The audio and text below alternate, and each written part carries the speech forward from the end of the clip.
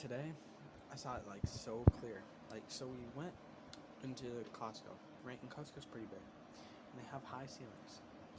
And there was so many people. There was probably like 500 people in the store, right? And everybody was just like a drone. Everybody was just, they had no consciousness, it looked like. Everybody was like just like head down, like just like not knowing, like not like controlling their thoughts, not being like attentive to what's happening in life. It was just like so crazy. And it was like just like sad, like, and I don't know, I think that it was just like a message from like God or like the higher power, just like being like, bro, like don't get sucked in that trap. Like you have to like, and it put a fire in me because it's like, bro, you have to be a person that can stop this. Because I know I can. I know that I can bring clarity to the world through hard work. Um, like, yeah, everybody was just like head down, just like drones, like being controlled. I really don't think that we're living in a simulation. I like, as Billy Carson says, like a holographic universe. We're just like projected, and like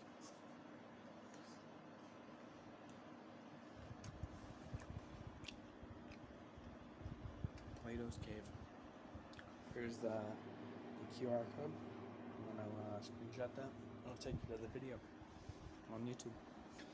And it's just the Matrix. What was the concept when Plato was alive? Which was in like, I think like he died in like 321 AD. So concept's been around for a while. Pretty much goes on and says that. Go watch the video.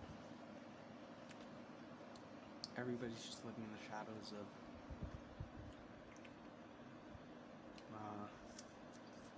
the puppet masters. The puppet masters being the ones in control of the slaves. It's pretty enlightening. Pretty fucking crazy. And if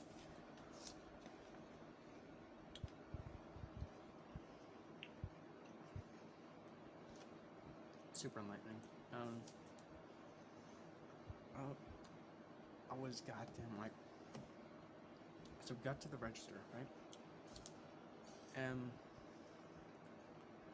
what really confirmed it for me is that there's so much similarity between like slave life and like being a so-called worker, because looking at, there was this board, right?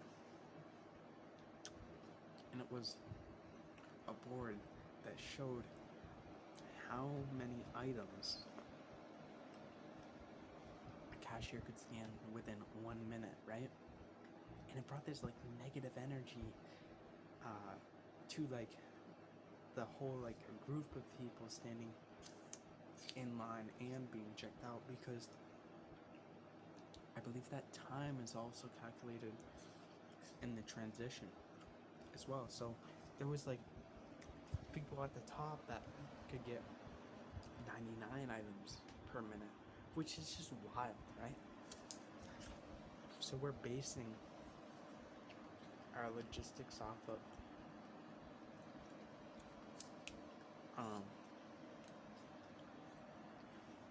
how many items somebody can scan per minute, which is just crazy. Because like, think, you could just relate that to like how many bushels a slave or how many pieces of cotton a slave can pick per minute.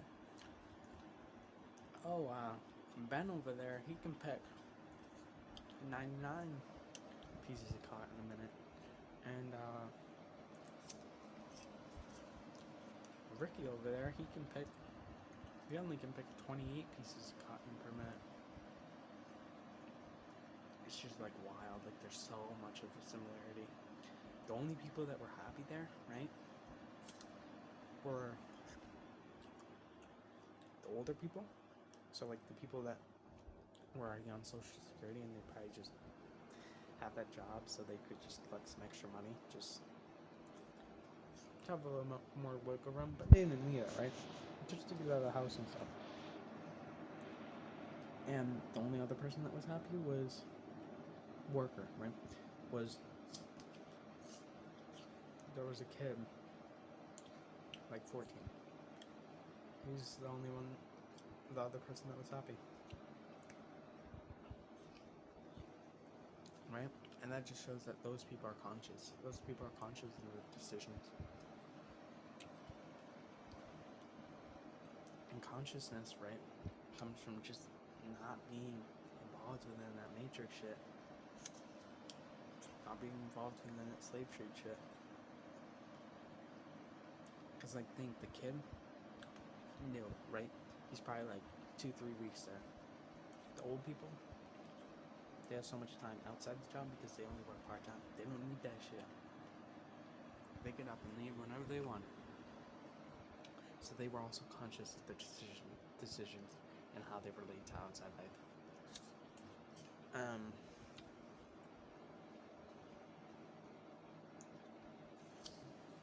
Yeah, we're going to push on.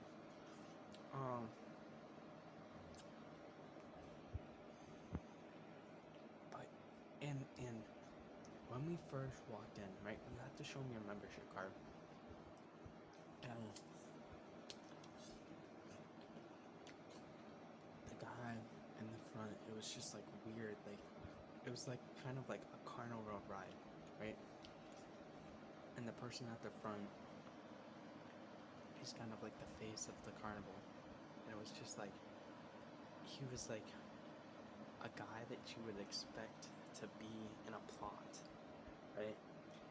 He was like an older guy, but it was just like his like face, like was just like weird. Like he had like slick back hair. He just had like a monotone voice.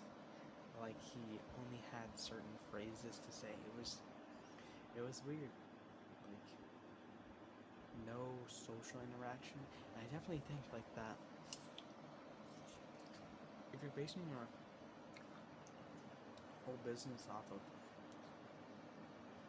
how many items a person can scan within a minute, your customers aren't going to be happy, right? They're not going to feel welcome. But think, they don't need to feel welcome because all they care about is low prices. They don't care about the poison that's put in their food. They don't care about how they're treated. If they get those low prices, they're okay with it. But think, they need those low prices. They can't choose anywhere else. Why can't they choose anywhere else? Because these big corporations, BlackRock, Vanguard, have them in a chokehold of like, money's everything to them. I mean, look at like, there's this guy, Trax NYC, and he's in New York, and he has a jewelry business. You've probably seen him.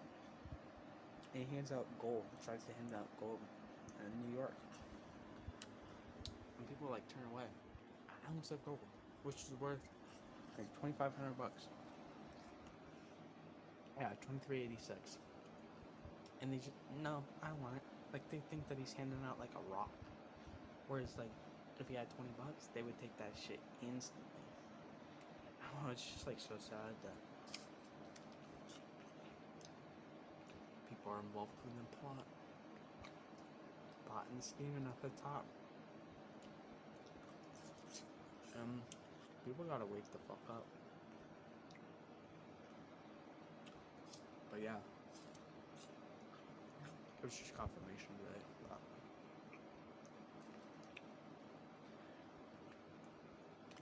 exploring something deeper than people may realize.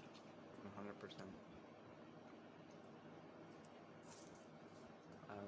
Yeah. It was like some creepy shit. I got that same vibe that when I was at the airport picking up my dad after he came back from Fort Knox in Kentucky for Master Sergeant or Master's Leaders course or something like that, or E8. I'm like, we had to wait like 40 minutes. So I was like, fuck it. What Belmar was talking about MK Ultra and the CIA's involvement within that. So I was like, fuck it. I'll read up on it. Bro, that shit's scary. And like, the whole vibe at the airport just like changed. It was like weird. I don't know, I think that information can change the vibe. Like even to the point where like, and this is like strong information, like this ain't no like, oh, let's go on TikTok, scroll.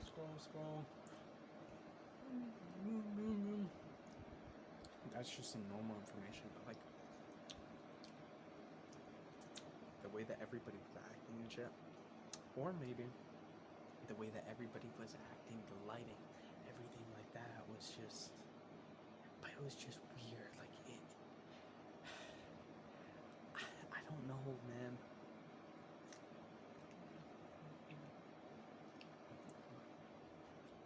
There's definitely this higher power above us that controls how we feel. I know the moon does. But it's crazy that people aren't conscious to how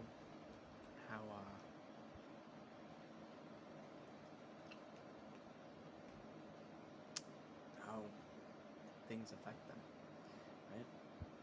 Like your phone, leave that shit in your pocket. My leg starts to hurt because I'm conscious, right? Other people are like, oh, I leave it in my pocket because I can take it out whenever I want and look at it. They ain't focused on other shit like that.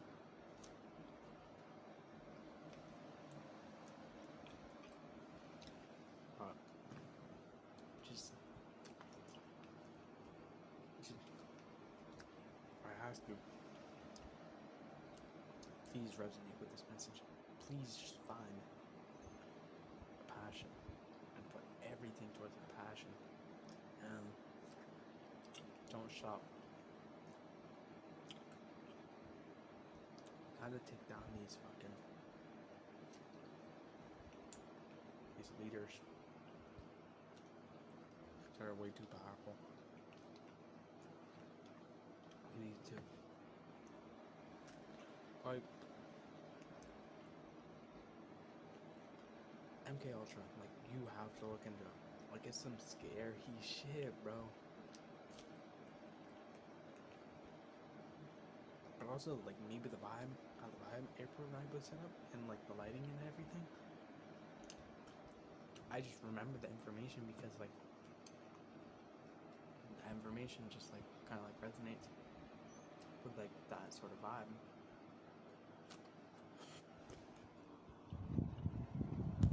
But then I found out that Stranger Things, the Netflix show, is based off MK Ultra, and like there was like so much of like a vibe to the airport, and which I didn't know. Like I was still reading up, and like 20 minutes after we got out the airport, I found that it was related, and I'm like, what the hell? And the whole vibe, the whole time, was the vibe that you get off of watching, being like involved within like the watching of Stranger Things. It was just like a weird, like eerie feeling. Who knows? Maybe there's a ton of people that are just NPCs. There could be.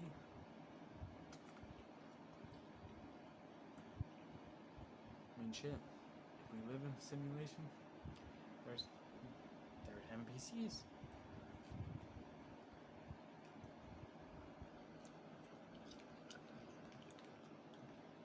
I was always scared.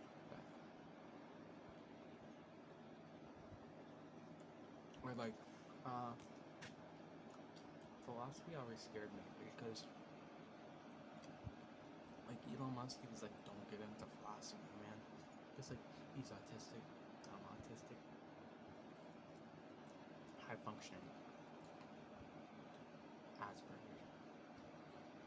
I'm like, I said, don't get into philosophy. I was kind of dabbling in it already. You know, like wondering where it came from. You know, God, all that shit. It fucked me up. And like, what's led me to where I'm at now? Just being conscious, bro. I was always different. So, be conscious of your decisions. If you made it to the end, you got some game, bro. So, just start researching. Just start looking at shit. And yeah.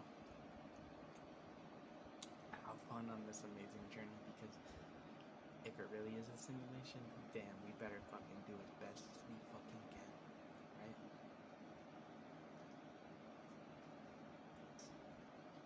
So just go as hard as you can, bro.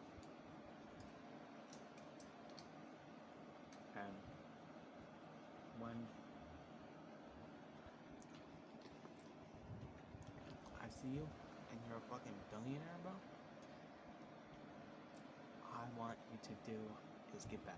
I just want you to give back to less fortunate. And just thank me for putting you on. Not just me, other people are gonna put you on too. Thank them.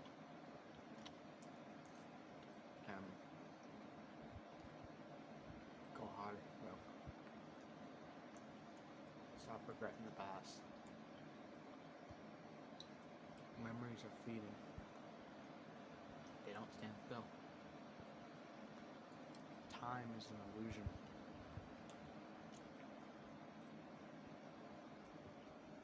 Time is an illusion.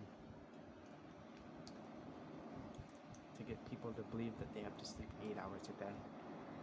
To get people to believe that they have to be on that 9 to 5 schedule.